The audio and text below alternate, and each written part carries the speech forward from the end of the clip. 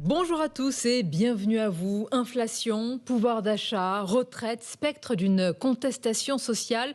Le moment est inflammable entre la colère des boulangers, le front uni des syndicats et la résignation d'une partie des Français. Emmanuel Macron tente de trouver un chemin de crête pour éviter l'étincelle. Alors qu'une semaine délicate s'annonce, nous recevons ce dimanche deux invités pour ce grand rendez-vous à partir de 10h30. Notez-le, nous serons avec l'éditorialiste et écrivain France-Olivier Gisbert qui nous rejoindra.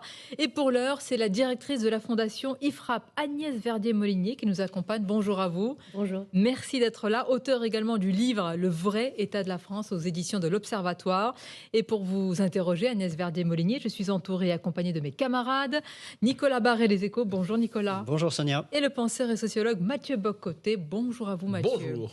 Agnès Verdier-Molinier, selon le Parisien ce matin, Emmanuel Macron aurait tranché sur l'âge légal de départ à la retraite à 64 ans plutôt que 65 ans, alors que le texte sera connu et précisé ce mardi. Comment vous qualifiez ce changement ? Clairement, on est sur une reculade et c'est dommage. Parce que pendant la campagne présidentielle, il avait clairement dit qu'on allait vers les 65 ans. Et sur France 2, dans une émission en novembre, il disait aussi que c'était clair, c'était 65 ans en 2031, c'était acté. Et c'est ce pourquoi aussi les Français qui ont voté pour lui ont voté. Et puis, par ailleurs, 65 ans ou 64 ans, en réalité, ce n'est pas du tout la même chose. On nous dit que c'est à peu près les mêmes montants d'économie si on additionne 64 ans et l'accélération de l'augmentation du nombre de trimestres, qu'on appelle la réforme Touraine. Mais ça, c'est valable pour le court terme. Mais sur le moyen-long terme, ce n'est pas du tout la même chose. Donc, en réalité, alors que tous les pays autour de nous sont déjà à 65 ans, alors qu'ils vont plutôt vers 67 ans, nous, on est en train de dire on n'est même pas capable de faire 64. Et en plus, on sait très bien, vous, moi, tous ceux qui suivent ce dossier, qu'en plus du report de l'âge, il va y avoir plein, entre guillemets, de cadeaux qui vont être faits avec des augmentations des pensions les plus faibles, avec des questions sur la pénibilité, etc. Cadeau ou justice sociale ? On le voit du côté où on veut, mais ça cannibalise les économies. Combien va-t-il rester d'économies à la fin ? Est-ce qu'on va vraiment rééquilibrer le système de retraite ? Est-ce qu'on va enrayer la baisse des pensions qui est prévue par le corps, etc., en termes de taux de remplacement, pas en valeur, pas en euros, mais par rapport au dernier salaire. Nous qui sommes en train de cotiser en ce moment, les actifs, on est en train de cotiser, si on ne fait rien, pour des pensions qui ne seront pas à 50% du dernier salaire, mais à terme à 40-30% du dernier salaire. Est-ce qu'on l'a compris ? Alors, vous dites, en Europe, ailleurs, c'est 67 ans, 65 ans. Est-ce que 65 ans, de ce point de vue, c'était déjà une réforme trop peu ambitieuse? Est-ce que Emmanuel Macron aurait dû viser davantage que 65 ans, 67, comme vous le suggérez? Écoutez, Édouard Philippe avait dit qu'il faudrait que ce soit 67 ans. Parce qu'on se réveille un peu tard par rapport aux autres aussi. Il l'a dit, mais il était plus Premier ministre quand il l'a dit. Il l'a dit effectivement quand il était plus Premier ministre, mais il a dit aussi l'occasion de report de l'âge à la retraite, ça doit être l'occasion de faire vraiment quelque chose de massif et de puissant pour l'avenir. Et c'est votre avis aussi? Alors, 67, ça aurait été vraiment l'idéal, mais 65, on était d'accord pour dire que déjà, ça améliore les choses.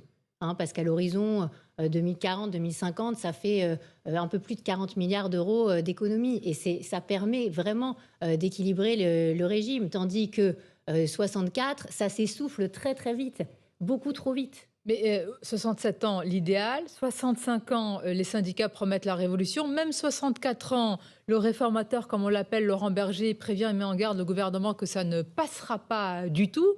Il y a aussi l'état ou la situation de la France avec un front uni des syndicats, avec une étincelle sociale. Est-ce que le gouvernement avait vraiment le choix justement d'une réforme ambitieuse? Parce qu'il n'est pas plus lucide avec un tel compromis, fut-il bancal? Mais franchement, Sonia Mabrouk, est-ce que vous pensez que les syndicats seraient même pour 62 ans et demi? Non, ils seraient contre. Parce qu'on a des syndicats qui ne sont pas accompagnateurs de réformes.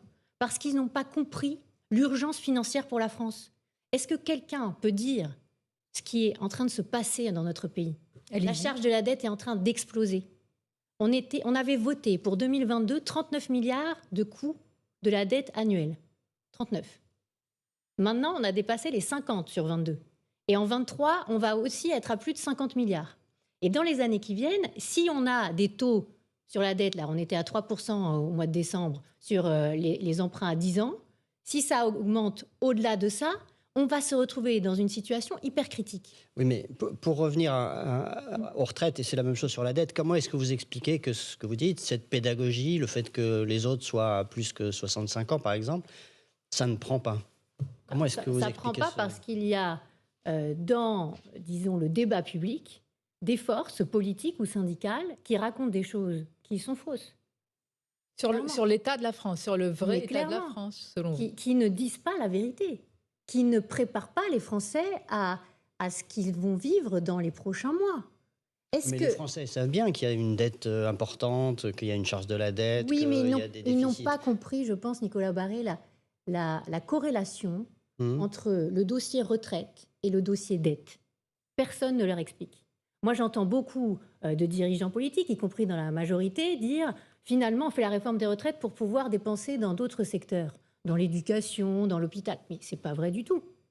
On est déjà d'ailleurs au maximum des dépenses partout. Alors pourquoi on fait cette réforme des retraites Mais et qui nous l'impose? On fait cette réforme des retraites pour garder notre liberté, une partie de notre souveraineté.